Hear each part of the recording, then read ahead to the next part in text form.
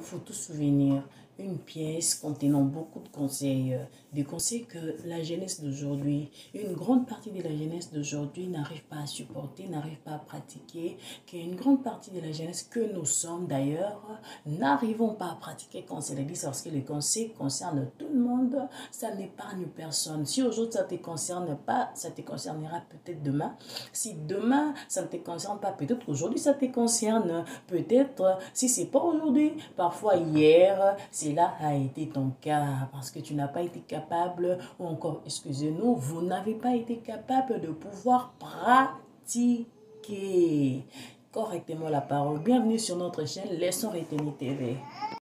En avançant dans cette pièce, nous avons découvert que il y avait réellement de liens entre la famille de Papa Serge et la famille de Maman Étoile. Et il y avait certainement des liens, réellement des liens entre la famille de Maman Annie et Papa Serge. Et nous allons expliquer comment cela s'est-il passé. Maman Annie, une jeune fille qui vit avec ses parents dans le Congo central, les Bas-Congo à l'époque. Et Papa Serge, le neveu d'un monsieur qui a été muté dans le Congo central également. Il s'est fait que ces deux, Papa Serge et Maman Annie, se sont rencontrés. Ils se sont aimés, ils ont commencé à vivre ensemble, mais séparément, chacun chez ses responsables. Pendant qu'ils étaient dans leur relation, il s'est fait que Maman Annie est tombée enceinte. Maman Annie est tombée enceinte et Papa Serge, étant un jeune garçon, n'ayant pas de travail, n'ayant pas de ressources financières, ne pouvait pas prendre en charge la grossesse de Maman Annie. Il s'est montré, disons, irresponsable parce qu'il ne prenait pas en charge la grossesse. Et sous la pression de la famille de Maman Annie, Papa Serge n'a pas pu continuer à rester au Congo central. Il a pris la poudre de scampette. Chers jeunes, lorsque vous vous engagez dans la voie du rapport sexuel, assumez-vous. Assumez-vous. Quels que soient les moyens que vous allez utiliser pour vous protéger, sachez que vous pouvez enceinter une femme. La femme doit savoir qu'elle peut tomber enceinte. Vous pouvez avoir des MST. Au pire, vous pouvez avoir le sida. Maman Annie est restée élever l'enfant toute seule. Dans ce genre de cas, il y a toujours la femme qui a beaucoup à donner. Il y a toujours la femme qui sacrifie soit son travail, son avenir, ses études, parce que elle doit rester éveillée sur son bébé. Elle doit rester. Surtout quand on a des familles qui ne nous aident pas, qui ne vous encouragent pas à étudier. C'est malheureux. Donc vous perdez l'avenir. Il n'y a personne pour te recadrer encore, pour dire que faire un enfant n'est pas la fin du monde. C'est-à-dire qu'on peut étudier même en ayant des enfants, même en étant marié. On peut toujours faire des efforts afin de pouvoir reconstruire son avenir et être une meilleure personne demain. Alors que Papa Serge de son côté, libre, il est même devenu baron. Donc, c'est compliqué. Maman Annie a rencontré un deuxième homme qui répondait au nom de Dadi Kambala qu'il a épousé, qui a accepté d'adopter l'enfant. Voilà, c'est comme ça qu'ils avaient caché les secrets jusqu'à ce que l'enfant soit devenu des adultes. Belle vie, sa maman, sa tumeur commençait à déranger. Vous voyez, elle est allée à l'hôpital. Elle avait fait une dernière crise là qui était vraiment compliquée, qui était grave. Elle s'est décidée d'aller chercher l'argent. Pendant qu'elle vendait, qu'elle déambulait, qu'elle faisait la marchande ambulante, elle a vu quelque part où on appelait baron. Elle s'est décidée de retourner à l'endroit afin de pouvoir demander de l'aide. Malheureusement pour elle, les barons ne pouvaient pas donner son argent sans rien récupérer en retour. Les barons a exigé à la jeune femme de pouvoir passer sur son lit. La jeune femme, pour la toute première fois, la jeune femme a refusé. Elle n'a pas eu de choix. Pour la seconde fois, elle n'avait nulle part où emprunter de l'argent. Bon, elle est revenue. Elle a cédé. En cédant, elle a cédé et sa virginité. Voyons. C'est douloureux, hein? C'est vraiment douloureux. Lorsqu'elle a donné son corps, elle pleurait même.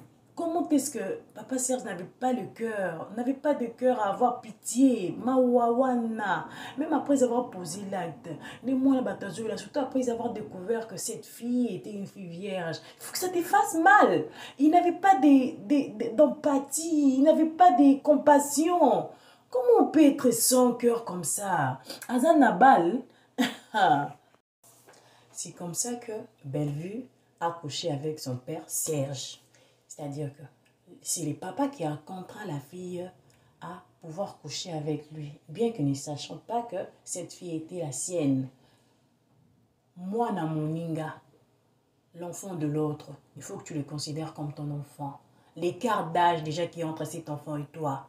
Oh, l'écart d'âge qui est entre vous, ça doit te faire penser à ton enfant. Déjà, les gens des personnes au Bazalaka, tu as enceinté une fille, tu l'as abandonnée, tu ne connais pas les visages de ton enfant. Il faut poser des actes positifs, des actes positifs envers les enfants des autres, de façon que c'est bien, le bienfait que vous faites ici puisse retomber sur votre enfant là où il s'y trouve.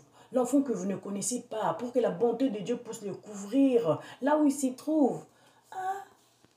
Et si c'est mon papa Serge avait donné cet argent sans chercher des retours, il aurait évité et il aurait réparé une erreur qu'il a commise dans sa jeunesse.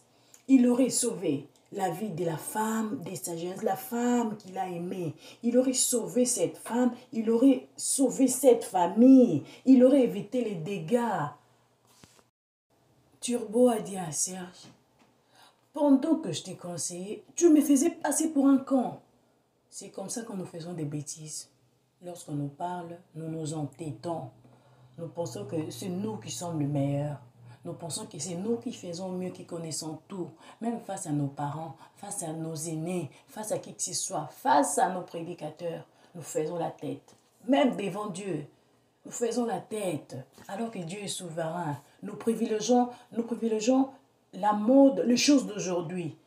Nous voulons prendre Dieu et l'adapter à la vie actuelle.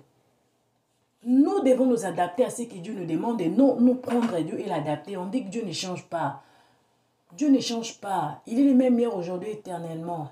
Il a fait hier, il fera aujourd'hui, il fera demain. Ce qu'il est, il reste. Ce qu'il a dit, ce qu'il dit est parfait. Hein? Du côté de Maman Étoile, Dacosta s'était échappé un jour lorsque Maman Étoile travaillait. Il a perdu de vue l'enfant. L'enfant est sorti, vous savez, ça arrive.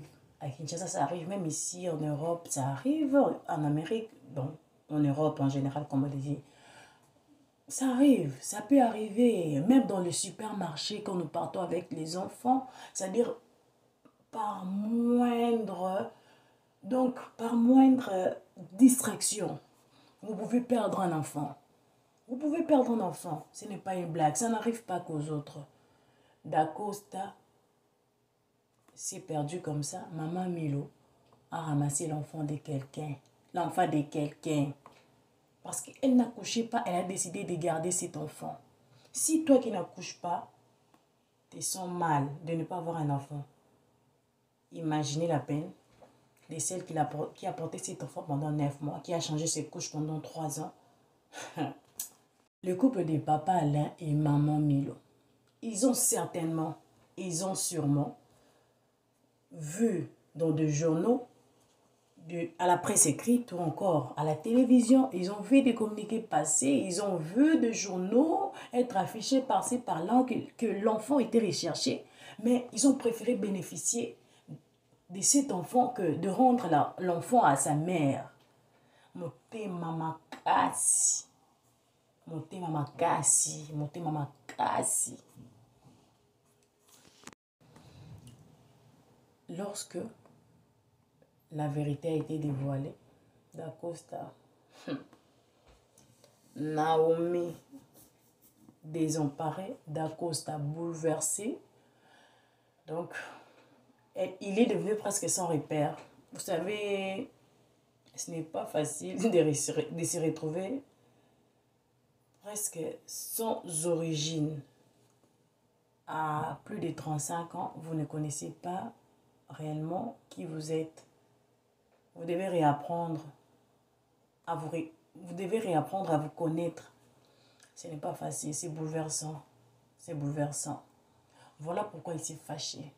Il a dit à la mère qu'il a, à Maman Milo, pourquoi tu ne pouvais pas me rendre après avoir eu ton propre enfant?